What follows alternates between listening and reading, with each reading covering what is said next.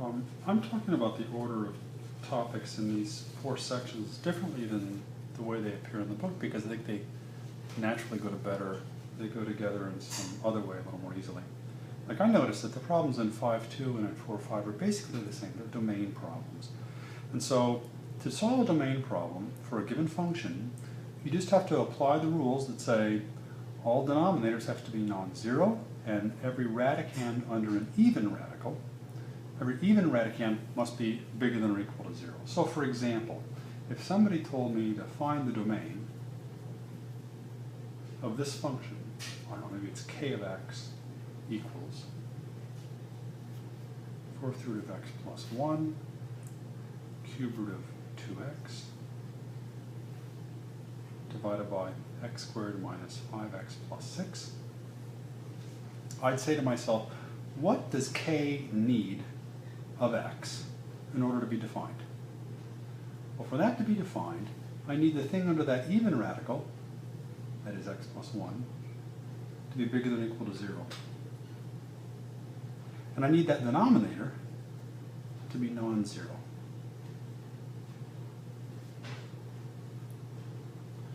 What about the cube root? You can take the cube root of any number. So it doesn't matter whether x is positive or negative. The cube root of 2x has got nothing to do with the domain. Let's see. This is x bigger or equal negative 1. I solved this quadratic earlier by factoring. I think I got x equals 2, x equals 3 are the solutions to x squared minus 5x plus 6 equals 0. Let's just double check it. 2 would be 4, minus 10 plus 6, yeah, that's 0. And that would be 9 minus, yeah, that's right. So for this not to be 0, I need x to be different from 2 or 3. So for this guy to be defined, I need x to be bigger than or equal to negative 1 and not equal to 2 or 3. I'll draw a picture just in case that helps. Here's negative 1, here's 2, here's 3. I want everything to the right of negative 1, to the right of or equal to negative 1, excluding 2 or 3. So that's this. That, to there, to there, to there, like that. There's the domain. Here it is in interval form. There are 3 intervals that I'll have to glue together with the union symbol. The first one is from negative 1 to 2. I want to include the negative 1 but not the 2. The second one is from 2 to 3, excluding both endpoints. The third one is from 3 to infinity. I always exclude the infinity. There. How would that have changed if I'd taken the reciprocal of this function? What if they asked me for the domain of this guy? Now the quadratic is in the numerator, and these radicals are in the denominator. And I'll call this h of x. What does h of x need? Well, it needs this radicand, because it's inside a radical, an even radical. It needs x plus 1 to be bigger than or equal to 0.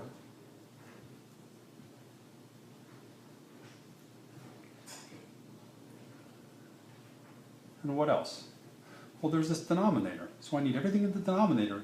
I need the denominator to be non-zero. The denominator is the product of these two things. So this radical can't be 0. What would cause a radical, the 4th root of something, to be 0? If that were 0. So I need x plus 1 to be non-zero. In fact, I really need x plus 1 to be strictly bigger than 0. I don't need, I can take the cube root of any number, but this cube root will be 0, and will cause the denominator to be 0 when x is 0. So I need x to be different than 0. The quadratic in the top doesn't affect the domain at all. It can be anything it wants. I can have a 0 in the numerator of a fraction. It's in the denominator that I can't have a 0. So it no longer matters where that quadratic is 0. So I need x's that are strictly bigger than 1, beg your pardon, strictly bigger than negative 1, and not equal to 0. So that's everything strictly bigger than negative 1, excluding 0. So the domain is this interval union this interval. And we got it. So here's something that shows up in 4.5 and in 5.4. A lot of domain problems come down to this. Nonlinear inequalities. A linear inequality, by the way, is a really simple one. It looks like mx plus b is bigger than or equal to c. So nonlinear inequalities are just about everything except the most simple inequalities. So rule 1 is never multiply both sides by an expression involving x. Remember when solving linear inequalities? If you multiply both sides of an inequality by a negative number, you have to flip the direction. But if you multiply by some expression involving x, like x plus 3, that expression could be positive or negative depending on the value of x, and so you don't know whether to flip the thing or not. So it's never safe to multiply both sides by some expression involving x. So, got that? Then the next thing I do is get a 0 on one side, then factor the other side, and make a sign chart. I'll show you what I mean in an example here. How about, let's solve this nonlinear inequality. It's an inequality, so I expect the answer is going to be some interval or intervals on the number 1. Let's get a 0 on one side by subtracting a 6.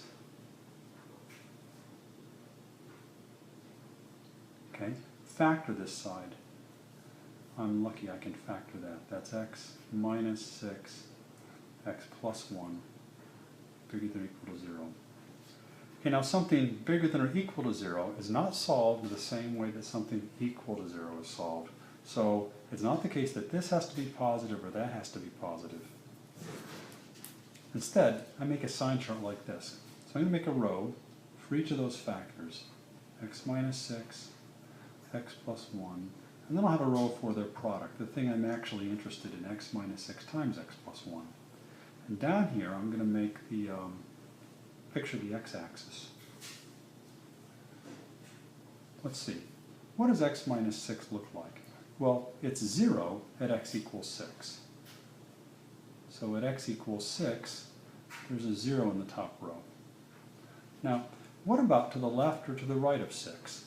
I'm not crazy about plugging in a bunch of numbers because I find that when I do that, I make arithmetic mistakes and get the wrong answers sometimes. And when I'm grading students' solutions, I find the ones who plug in lots and lots of numbers to calculate things make mistakes some percentage of the time that could be avoided. So, but I will plug in a number here. Suppose I plugged in x equals, I don't know, something bigger than 6, like 1,000,000. 1,000,000 minus 6, that's positive. Because it's positive out there, and there are no other zeros to this guy x minus 6. X minus 6 must have been positive everywhere over here to the right of 6. If I plug in some number to the left of 6, like, I don't know, 0, when I stick in x equals 0, I get a negative number there. But there are no other zeros to x minus 6 in this interval, so if it was negative here, it must have been negative everywhere along there. Right, if there was a positive and a 0 over in, a positive and a negative over here, I would have found another place in between where it's 0. So with this, minuses and 0 and pluses, I've represented the sign of x minus 6. Do the same thing for x plus 1. Well, it's 0 at x equals negative 1. This x-axis down here doesn't have to be to scale, but I do have to get that negative 1 to the left of 6. So x plus 1 is 0 there.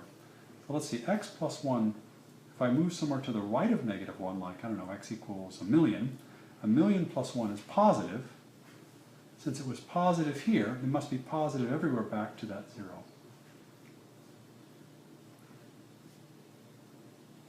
And let's stick in a number to the left of negative 1, like negative 50. Negative 50 plus 1 is negative. Since it was negative there, it must be negative everywhere up to that place where x plus 1 is 0. So that's the end of the calculations. Now, on the number line, if you're a number bigger than 6 and you want to calculate x minus 6 times x plus 1, they're both positive. So over here, x minus 6 times x plus 1 is a positive times a positive. It must be positive in here. Right, where they are both positive, where both factors are positive, this thing is positive. At x equals 6, one of those factors was 0. So the product must be 0. in between x equals negative 1 and 6. One factor is negative, the other one's positive, so their product is a negative times a positive, that's negative. Right there at x equals negative 1, one factor is negative, the other is 0, their product is 0. And over here to the left of negative 1, this product is a negative times a negative, that's positive. There, now I know the signs on the whole real number line for x minus 6 times x plus 1. What was it they were asking me? They wanted to know where x minus 6 times x plus 1 is bigger than 0. Well, so look here. Where is it bigger than 0? It's bigger than or equal to 0 everywhere I see a plus or a 0 in this last row. So that's x is to the left of negative 1, including negative 1, or to the right of 6, including 6. I don't think I've got room down here. I'll put the solution set up here. But based on the sign chart, the solution set is this interval, negative 1, or negative infinity to negative 1, including the negative 1, because they want to know where it's bigger than or equal to 0, and it equals 0 at negative 1. Union 6 to infinity. Got it. Let's try another. Don't cross multiply. That would get rid of the fractions, but you'd be multiplying by x minus 2 or x plus 1. Instead, get a 0 on one side by subtracting.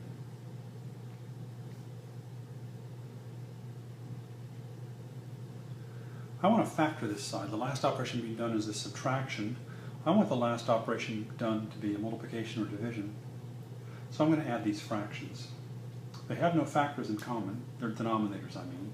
So what I would like is for this guy to have an extra factor of x minus 2 in the bottom. To achieve that, I'll multiply the top by x minus 2. I'd like this guy to have an extra factor of x plus 1, so I'll put it in top and bottom.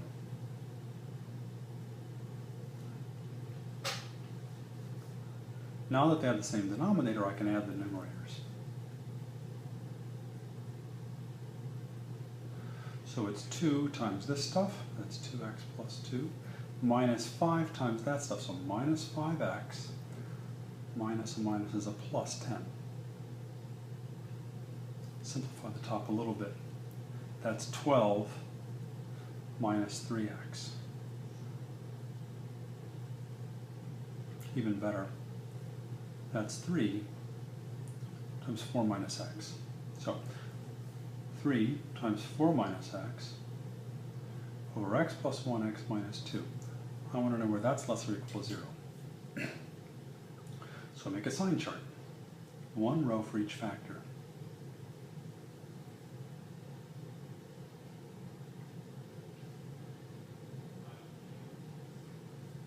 I guess I'll multiply that by 3. And then I'll have a last row for, their quotient. I was just thinking that 3 really doesn't have an effect on the answer, because if this guy is positive, then 3 times it will be positive. And if it's negative, 3 times that will be negative. So here's an x-axis down here. Where are these guys 0? At negative 1, 2, and 4. Negative 1, 2, 4. So 4 is where there's a 0 in the top row. Let's see. If I stick in something bigger than 4, like 10, 3 times 4 minus 10, that'll be 3 times negative 6. That's negative. So negative out there. And if I stick in x equals, say, 0, this will be 3 times 4. That's positive. So positive here. 0 means it's positive everywhere to the left of, what was it, x equals 4, where this quantity equals 0. This is 0 at x equals negative 1. And plug in something to the right of it, like a million, and million plus 1 will be positive, so this must be positive all the way out here. And to the left, let's stick in x equals, I don't know, negative 100. Negative 100 plus 1, that's clearly negative. What about good old x minus 2? It's 0 there, and by plugging in numbers to the right and to the left, I figure out that it's positive here negative here. So now I've got a sign chart for each of these factors that makes up the numerator or denominator of this fraction. Let's see. Where there's a 0 in either of these factors, the fraction will be undefined. Here and here. But when the numerator is 0, the fraction is 0. It's perfectly well defined then. So my fraction is 0 there and there. Or just 0 there. Over here, the factors are positive, negative, negative. So positive times negative, or positive divided by negative, doesn't matter. Positive, negative, negative makes positive. Positive, positive, negative is negative. Positive, positive, positive makes a positive. And negative, positive, positive makes a negative thing. So that's all the information I'll need to answer this question or any question about where this thing is positive or negative or 0. What did they want? They wanted to know where that quantity is less than or equal to 0. Those are all the places where it's negatives or 0. So it looks like it's in here, or here, or right there. So the solution set is this interval from -1 to 2, excluding both of the endpoints because the left side isn't defined at -1 or 2. Union this interval from 4 to infinity, including the 4, because at 4 this thing equals 0. And there's the solution to that guy.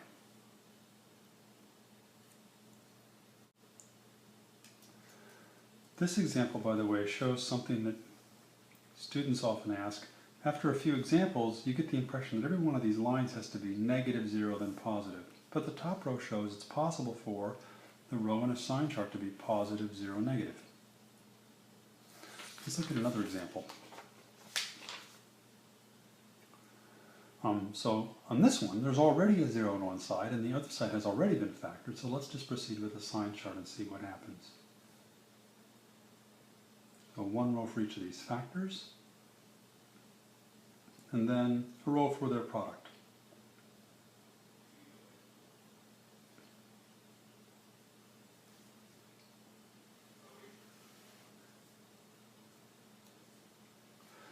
So let's see, this is 0 at -1, this is 0 at -2, this is 0 at, where does 3 minus 2x equals 0? That's at x equals 3 halves, 1.5.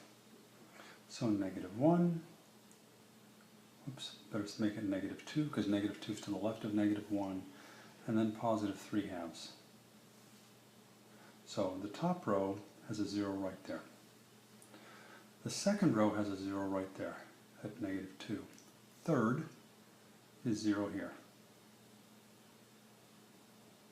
Let's see, now this is interesting. There's a square there. What does that mean? If I evaluate this on either side of -1, am I going to get a negative?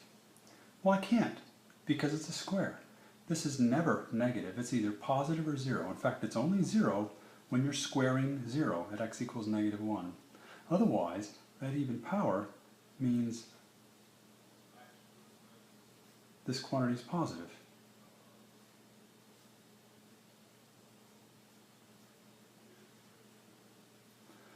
Let's see, how about this next row? So I plugged in x equals, say, 1 trillion. 1 trillion plus 2 is clearly positive, so it's positive to the right of -2. And let's plug in, I don't know, -1 billion. -1 billion plus 2 is going to be negative. So negative to the left. This is 0 here. So if I plug in, let's say, 100, 3 minus 2 times 100 is definitely negative. So it's negative out here. But let's say I stick in to the left of this is 0. 3 times, well, 3 minus 0 is positive. So positive here means it's positive everywhere to the left of this 0. I don't mean x equals 0, a 0 of 3 minus 2x. That is the place where 3 minus 2x equals 0. Okay, now let's just put the signs together. Positive, positive, negative makes negative. Positive, positive, positive makes positive. Positive, positive, positive makes positive again. Oh, that's interesting. Positive, negative, positive makes negative. And everywhere one of the factors is 0, this guy will also be 0. 0, 0, 0. So what did they want? They wanted to know where this quantity is strictly bigger than 0. Those are the pluses only. That's in here, excluding the negative 1. So the solution set is this interval union this interval. And we got it. I want to use this example to begin to talk about 5.1. Because 5.1 is about graphs. That sign chart that we made in example 3 pretty much tells us what the graph of this function looks like. Let's suppose I say 3 continued, and I want to graph y equals x plus 1 squared times x plus 2 times 3 minus 2x. See, I pretty much know what it looks like. I'll draw the x-axis down here. The y-axis, I'll try to make it kind of consistent with the numbers up there. I guess x equals 0, that's the y-axis, would be sort of like in here. So I'll draw the y-axis in here. You see, where the function is 0, that's where y equals 0. The places where y equals 0 are x equals negative 2, negative 1, and 3/2. So there's an intercept here at negative 2, here at negative 1, and over here at 3/2. So just to be clear, I'll say that's 3/2 comma 0. That's negative 1 comma 0. That's negative 2 comma 0. I guess I didn't find the y-intercept yet. It'd be nice to plot the y-intercept. Let's find that. How hard could that be? Plug in x equals 0. At x equals 0, let's just see, x-intercept. At x equals, I beg your pardon, y-intercept. At x equals 0, y is 1 squared times 2 times 3 is 6. I'm not going to try to draw this to scale, but the y-intercept is, somewhere up here. At x equals 0, y equals 6. And what do these signs tell me? You see, where this is negative, the y values on our curve are negative. So what's the graph look like when the y values are negative? Well, it means that the curve must be somewhere down here. To the left of negative 2, y's are negative, so the graph appears below the axis. Between x equals 2 or x equals negative 2 and x equals negative 1, the y values are positive. So where does the graph appear if the y values are positive? Well, up in here somewhere. Between negative 2 and positive 1, the graph should appear, not down there. The same thing, between negative 1 and positive 3/2, the y values are positive. The graph appears in here.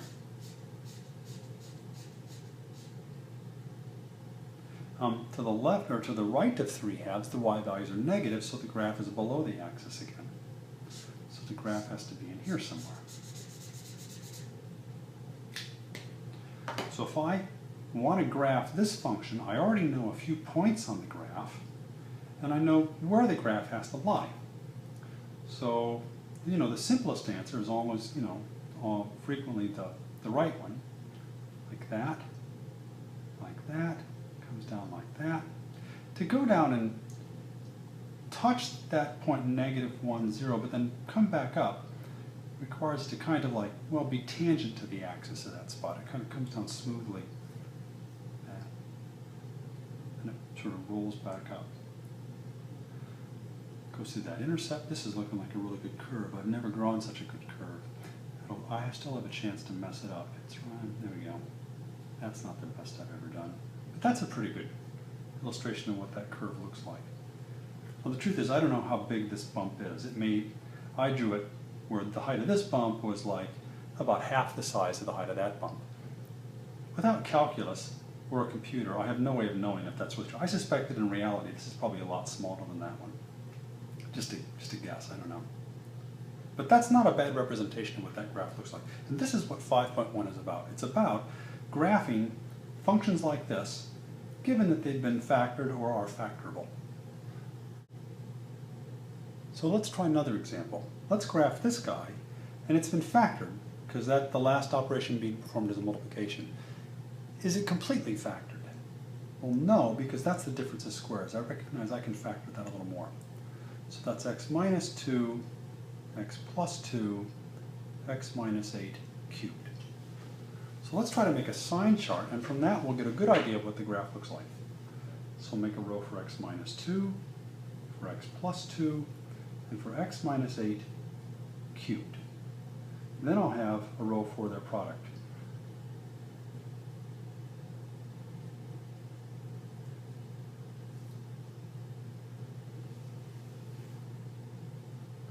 Let's see.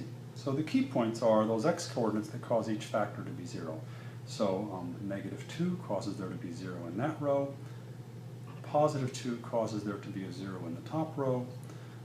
Positive 8 causes there to be a 0 in that third row. First two rows are no surprise. You plug in some points. You know, when x is to the right of 2, this is positive, because x minus 2, if x is bigger than 2, x minus 2 will be positive. If x is less than 2, then x minus 2 will be negative. Same sort of logic tells me this. This third line, though, is something new. I've got x minus 8 cubed. Let's think for a second. What if the cube weren't there? What if I were just going to graph x minus 8? Well, so it would be 0 at x equals 8. If x is bigger than 8, like 9, 9 minus 8 is positive. It would look like this. If x were something less than 8, like 0, 0 minus 8 is negative. It would look like that.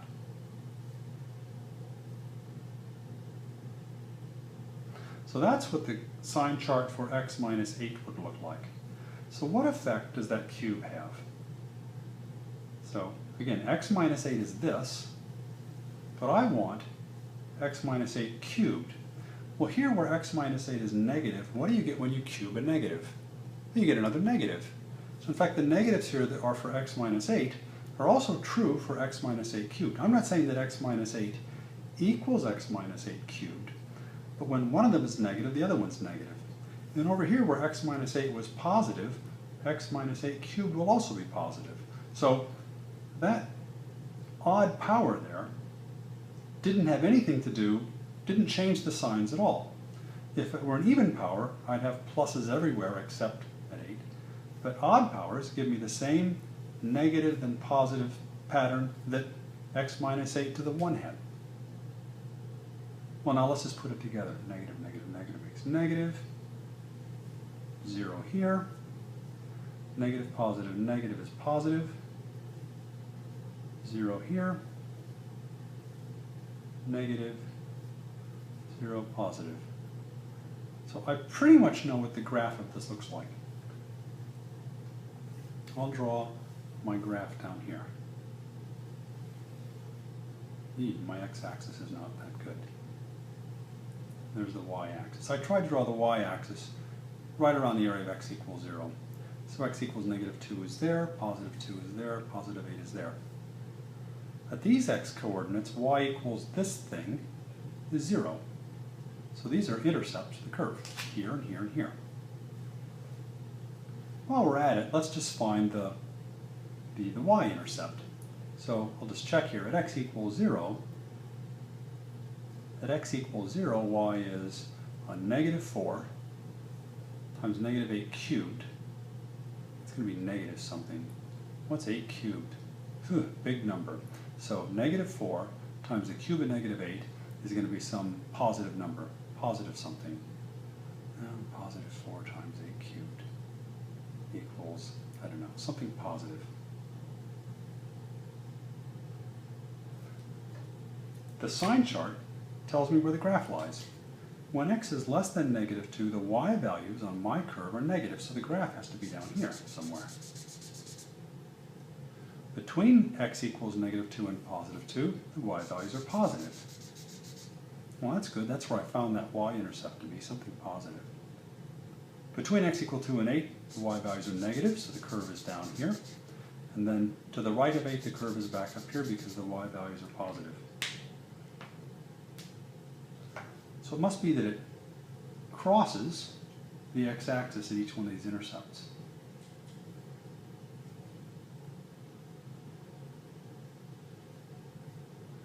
And it turns around and comes back up here like that.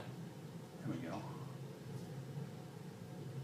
It's not the most impressive, but it's okay. That's not a bad drawing. At least it sort of illustrates what the graph looks like without doing any calculations. That's that's a lot of graph considering we didn't do hardly any arithmetic. So 5.1 is about these kind of graphs. Graphs of functions called polynomials. A polynomial is a function of the form a times x to the n plus b times x to the n minus 1 plus c times x to the n minus 2 plus dot dot dot plus d times x plus e. Here a, b, c, d, etc. those are numbers, just numbers. And, I mean any real number. N is a non-negative integer. So for example, f of x equals 3x squared minus pi. That's a polynomial. So is g of x equals 13x to the 9th minus 4x to the 5th plus 2. That's a polynomial. These a, b, c's, they're called coefficients. This g here has a lot of zero coefficients. There's an x to the 9th term, and the coefficients of x to the 8th and 7th and 6th are 0. The coefficients of x to the 4th, x to the 3rd, x squared, x to the 1 are 0. But these are polynomials. So here's some facts that we use when we're graphing polynomials in this section. First of all, the graph of a polynomial is continuous and smooth. Continuous means it's got no jumps, it's got no vertical asymptotes. I could draw it without lifting my pencil off the paper. And it's smooth means it's got no sharp points like that. No, well, corners sort of, or cusps of the curve. The number of x-intercepts on the graph of a polynomial is less or equal to its degree. The degree is this highest power. The highest power to which x appears in the polynomial when it's in this multiplied out form. And the number of turning points are places like this where the function changes from increasing to decreasing or vice versa. 1, 2, 3 turning points on that curve. The number of turning points is less or equal to degree minus 1. This is tricky to explain. The n behavior of f of x is the same as the n behavior of this bit, its lead term. So the degree is that n. But this whole thing is the lead term of the polynomial. N behavior is what the graph is doing off to the far right or far left. Ignoring all the wiggles in between, what the graph does out here and out here is determined, or happens to be the same as, what you would get if you just graphed. Well, let's see, I'd have to multiply all this jazz out. But if I multiplied all that stuff out, I'd get, there's an x squared term in here, an x, and another x would be x to the 4th. I think I'd have negative 2x to the 4th plus some lower order terms. There's an x cubed term and an x squared term. My point is that what the curve of this thing does, way off to the far left and right, is the same as what that does off to the far right. Now, these two guys differ in the middle, where this one has some wiggles and this one does not. But off to the far right and far left, they look a lot alike. And then something that we've seen in these last two examples is the graph of f has an x-intercept at each of those x values that cause f to be 0, of course. Sure, where if you have an x that causes y to be 0, you're at an x-intercept.